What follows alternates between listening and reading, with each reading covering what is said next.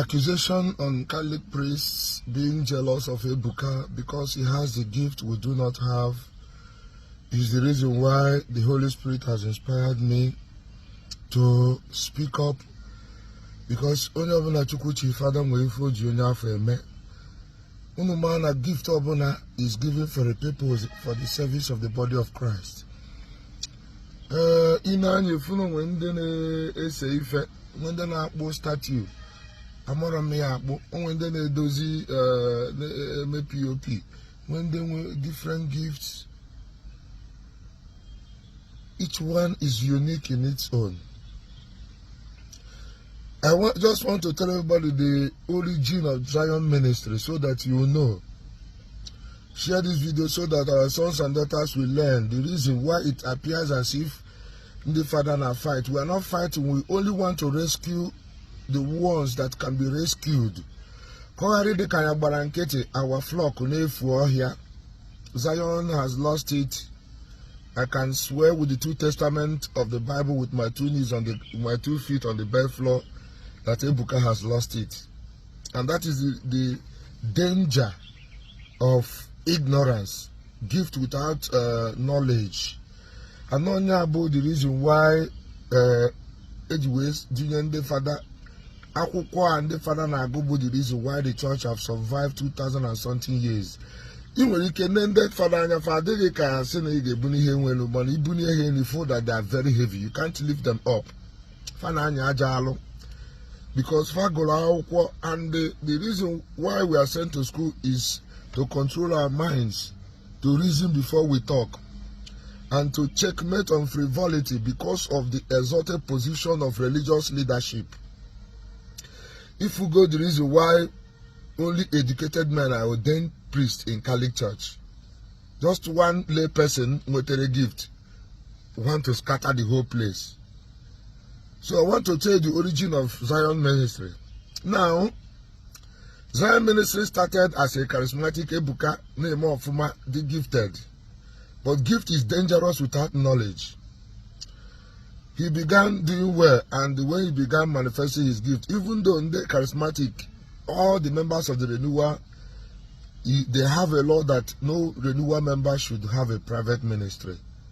They should key into the movement and where an arm of the Catholic Church that into gift, manifestation, revival. They carry fire. Honey, Monobuluku or everywhere they do their conferences, they do their revival. Exactly Ebuka Jezine measure privately for his own personal gain. The renewal have been doing it, and then we've got so many priests that are approved by the church doing it. Now, upon all the gifted charismatic brothers like my Timothy of Shebufa, my Gibson Ezefa, many of those big guys, Edwin Ezefa, and all these big guys. First year to a pool where God found what their own ministry, break away the law of the charismatic. There will be chaos in the Catholic Church. Now, I just want to tell everybody the reason why the priests are irritated is that Ebuka said he's a Catholic, but he's not under the government of anybody. And the Catholics were actually because no way Catholic. They deceiving them man, and they started going there.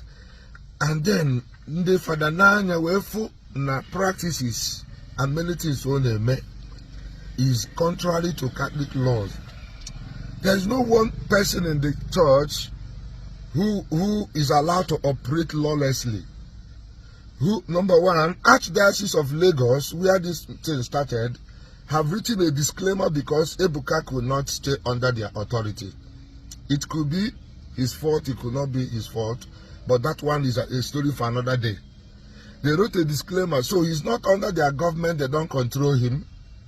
And yet, people tolerated that. The next thing was he began to boast and challenge priests and all that, because he's being advised to reduce vulgar. No, you not to a kind of father, see, a man a Catholic church, a query, a marriage. Do you know it's forbidden for children to I know from the parents now on who their children a discourse to hear about sex that you hear about those children over.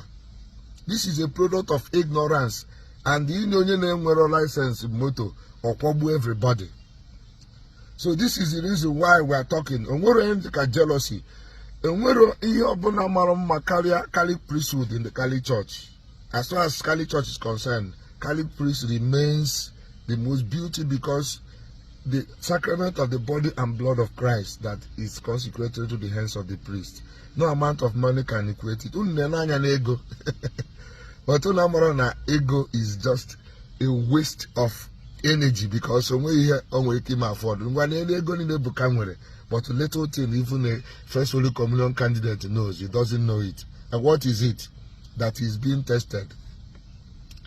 Now, I want to conclude by this. I will make about 7 videos on this subject. Then, 7 videos. This one is series number 1. Now, if you're a visionary and a gifted person, and you are not able to discern what is happening to you, that means you are blind spiritually. Ebuka is blind. If there is any person that I can, swear that is blind, I can say that Ebuka is blind. You don't know how gifted some of us are. I will talk to you on another day concerning gifts and interpretation. Now, if you are doing ministry and you are presuming that people are attacking you, priests are attacking you, you're a kid. If you are pursuing the devil is the one attacking you.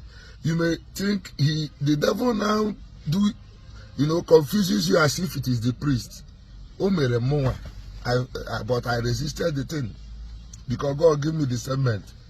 Somebody sat me down and said, do you know that it is the devil whom we are attacking? Never you use this your name and call priests that are the one attacking you. If you calm down, you see that it's either God is trying to teach you humility, or you discover that you go on the altar of prayer. No matter how to handle it, you need wisdom. When you can come on a beramagom kingdom, address a chafa. As long as you are a gifted person, you must face trial. If you don't want to face trial, then don't manifest your gift. So the attack and the kingdom of darkness is winning you. Because leveling on a man making that spirit of loquaciousness every time the father.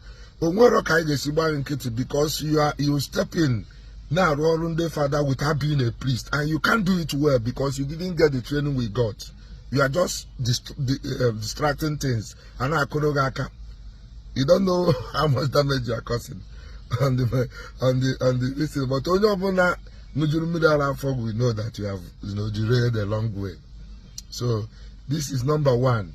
I'm coming number 2 video to talk to you about the spirit, the demon that is in charge of Ebuka's spirit now. The demon that is operating. I will analyze it and you will see it. That's how I do my work.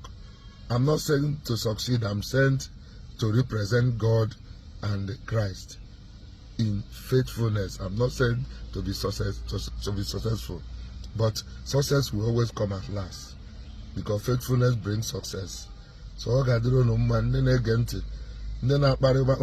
amount of that will prevent me from fulfilling this assignment.